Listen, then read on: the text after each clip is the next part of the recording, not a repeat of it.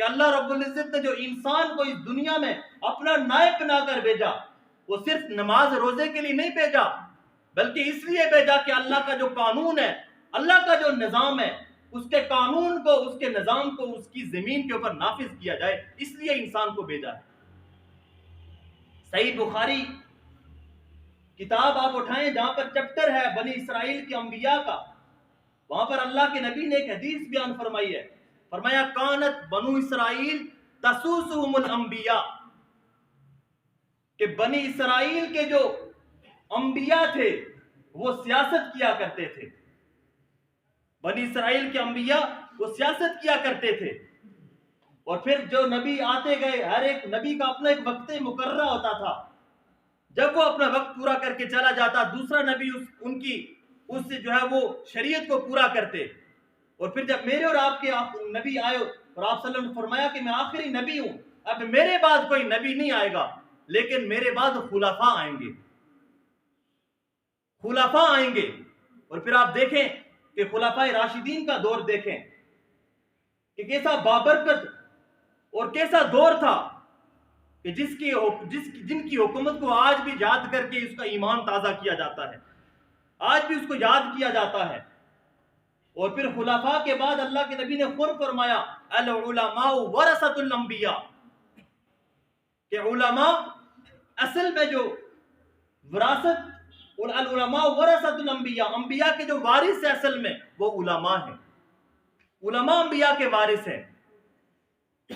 آج اگر خدا نہ خواستہ میں اس لیے کہہ رہا ہوں کہ خدا نہ خواستہ اس وقت کہا جاتا ہے کہ جب کوئی معاملہ کبھی کبھار پیش آتا ہے، اس لیے خدا نہ خواستہ کہا جاتا ہے۔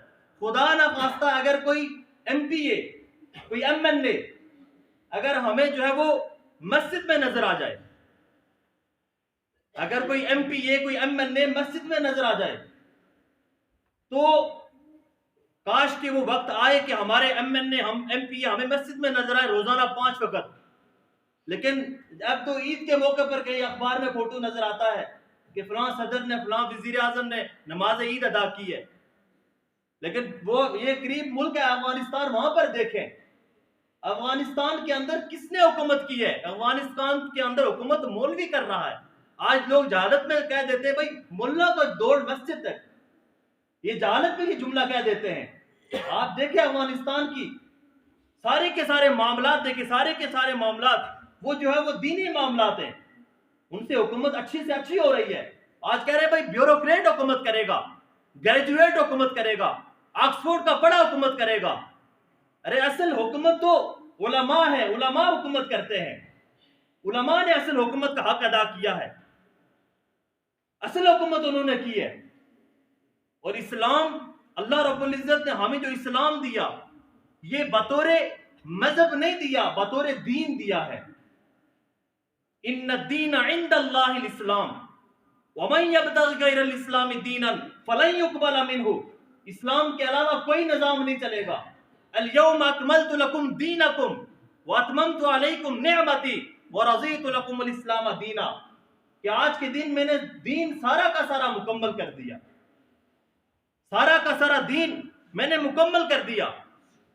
میرے اور آپ کے نبی جو ریاست مدینہ بنائی اور خلفائے راشدین نے جو ریاست کا نظام چلایا، بہترین نظام چلایا، آج ہم زبان سے کہہ دیتے ہیں کہ بہترین نظام جو اسلام کا نظام ہے، لیکن جب عملی موقع آتا ہے تو ہم جو ووٹ ڈالتے ہیں وہ دین دشمنوں کو ووٹ ڈالتے ہیں۔ جب موقع آتا ہے ہم چوروں کو، لٹیروں کو، غداروں کو ووٹ ڈالتے ہیں، اس وقت ہمیں دین نظر نہیں آتا۔ 75 سال ہو گئے ہم ان کو آزما رہے ہیں، ہم کہتے ہیں کہ دین بہت اچھا نظام ہے، لیکن عملی ہم سب منافق ہیں، زبان سے ہم کچھ کہتے ہیں لیکن ووٹ ڈالتے وقت ہمیں دین کا خیال نظر نہیں آتا، ہمیں دین نظر نہیں آتا۔ اس وقت ہمیں اس وقت برادری نظر آتی ہے، ہمیں کنبہ قبیلہ نظر آتا ہے، ہمیں جی دوست احباب نظر آتے ہیں، ہمیں پڑوسی نظر آتے ہیں۔ وہ جی دوست ناراض ہو جائے گا، وہ جی برادری ناراض ہو جائے گی۔ سچا مسلمان کبھی اس وقت دوغلا پن نہیں دکھاتا، جو سچا مسلمان ہے وہ اس وقت کبھی بھی پیچھے نہیں ہٹتا۔ اسلام صرف مسجد کی حد تک نہیں ہے، ہر شعبہ زندگی کے اندر، وہ اخلاقیات ہو، وہ عبادات ہو، وہ معاشرت ہو، وہ معاملات ہو، وہ الیکشن ہو، وہ ووٹ ہو، وہ ووٹ کی کمپین ہو، جہاں پر بھی ہو، سب سے پہلے انسان کے سامنے، مسلمان کے سامنے دین ہوتا ہے، اس کے بعد سارے کے سارے معاملات، برادری، کنبہ، قبیلہ، لیکن سب سے پہلی چیز وہ اللہ کا دین ہوتا ہے۔ اور یہ بھی یاد رکھے، آج جو نعرہ لگاتے ہیں غلام ہے، غلام ہے، رسول کے غلام ہے، غلامی رسول میں موت بھی قبول ہے، یہ لوگ نعرہ لگاتے ہیں لیکن عملاً یہ اس کے برعکس کرتے ہیں۔ غلامی رسول میں موت بھی قبول ہے، ارے جو پریزنٹ کے اندر، حال کے اندر اللہ نے تمہیں جو زندگی دی ہے، اس زندگی کے اندر تم کتنا غلامی کر رہے ہو؟ جو شخص زندگی کے اندر رسول اللہ کی غلامی نہیں کرتا، اسے مرتے وقت غلامی رسول والی موت نصیب نہیں ہو سکتی، اس لیے کہ جو حیات ملی ہے، جو زندگی ملی ہے، یہ رسول اللہ اور رسول اللہ، اللہ کے رسول کی تعلیمات کے مطابق یہ اصل بات تھی۔ اور ہمیشہ جو آزمائش ہوتی ہے وہ مصیبت کے اندر ہوتی ہے، ہمیشہ آزمائش مصیبت کے اندر ہوتی ہے۔ اچھے حالات کے اندر تو ہر کوئی ساتھ دیتا ہے، ہر کوئی ساتھ دیتا ہے، لیکن اصل اس وقت جب انسان تکلیف کے اندر ہوتا ہے، جب انسان مصیبت کے اندر، اس وقت اس کی آزمائش ہوتی ہے۔ اب ووٹ ڈالنے کا وقت آ گیا، اب ایک طرف برادری ہے، کنبہ قبیلہ ہے، دوست احباب ہیں، پڑوسی ہیں، رشتہ دار ہیں، والدین ہیں، اور ایک طرف دین ہے۔ اب دیکھا جائے گا کہ یہ مسلمان سلیپ ہوتا ہے یا نہیں ہوتا، اب دیکھا جائے گا کہ یہ مسلمان دین کو ترجیح دیتا ہے یا برادری کو ترجیح دیتا ہے، دین کو ترجیح دیتا ہے یا کنبے قبیلے کو ترجیح دیتا ہے، دین کو ترجیح دیتا ہے یا روایات اور سماج کو ترجیح دیتا ہے۔ اب دیکھا جائے گا، اس وقت اندازہ ہوتا ہے کہ اس انسان کے اندر اللہ اور اللہ کے رسول کی محبت کتنی ہے۔ کل برادری کام نہیں آئے گی، جب قبر کے اندر چلے جائیں گے، حشر کے اندر چلے جائیں گے، آخرت کا جب دن لگے گا، وہاں پر برادری، کنبہ قبیلہ کام نہیں آئے گا۔ اگر آئے گا تو اللہ اور اللہ کے رسول کام آئیں گے، وہی کام آئیں گے، صرف اللہ اور اللہ کے رسول کام آئیں گے، کوئی کام نہیں آئے گا۔ اس لیے انسان کو ہمیشہ دین کو ترجیح دینی چاہیے۔ برادری رزق نہیں دیتی، کنبہ قبیلہ رزق نہیں دیتا، ایک اللہ کی ذات ہے کہ جو رزق بھی دیتی ہے، جو نظام بھی چلاتا ہے۔ اور اللہ رب العزت نے مجھے آپ کو جو نظام دیا، وہ دین اسلام سب سے بہترین نظام دیا ہے۔ میرے نبی سے بڑا سیاستدان کون ہوگا؟ نہ آج تک میرے نبی جیسا لیڈر پیدا ہوا ہے، اور نہ قیامت تک میرے نبی جیسا لیڈر پیدا ہو سکتا ہے، نہیں ہو سکتا۔ میرے نبی سے بڑا سیاستدان کون ہوگا؟ کوئی نہیں ہوگا۔ ریاست مدینہ کی بنیاد رکھی، اور پھر صلح حدیبیہ کا معاہدہ کیا۔ اب صحابہ پریشان ہو گئے، صلح حدیبیہ یہ خارجی سیاست کی اس سے بہترین مثال کوئی نہیں ہو سکتی۔ صحابہ پریشان ہو گئے کہ اللہ کے نبی نے یہ معاہدہ کیسے کر لیا، وہ پریشان ہو گئے، وہ سہم گئے، ڈر گئے۔ لیکن صرف 3 سال کا عرصہ گزرا، صلح حدیبیہ کے بعد 3 سال کا عرصہ گزرا، اور 3 سال کے عرصے کے بعد اسلام کا بول بالا ہونا شروع ہو گیا، مسلمانوں کی بلے بلے شروع ہو گئی، اسلام پوری دنیا کے اوپر چھانے لگا۔ اس لیے کہ ان کے اندر اصل جو جذبہ تھا وہ انسانیت کی خدمت کا جذبہ تھا، انسانیت کی خدمت کا جذبہ تھا۔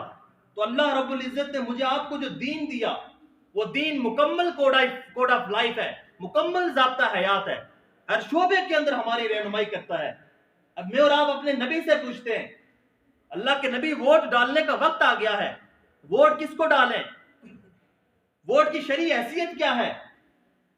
تو اللہ کے نبی نے فرمایا کہ ووٹ ڈالنا یہ ایک امانت بھی ہے، یہ شہادت بھی ہے، اور یہ وکالت بھی ہے، یہ ایک قومی فریضہ ہے، یہ جو ہے وہ ہر انسان کی ذمہ داری ہے۔ لیکن میرے نبی نے فرمایا یہ ایک امانت ہے، اور امانت کا کنسپٹ بہت بڑا ہمارے دین نے رکھا ہے۔ صرف یہ کنسپٹ نہیں کہ کوئی چیز رکھوائی اور اس کے اندر اگر اس نے 2 نمبری کر لی تو وہ اس نے خیانت کر لی، نہیں، زندگی کے ہر شعبے کے اندر ایک پولیس کا آفیسر ایس ایچ او ہے، اگر وہ مظلوم کا ساتھ دے رہا ہے تو وہ بھی امانت کے اندر خیانت وہ ظالم کا ساتھ دے رہا ہے، وہ بھی امانت کے اندر خیانت کر رہا ہے۔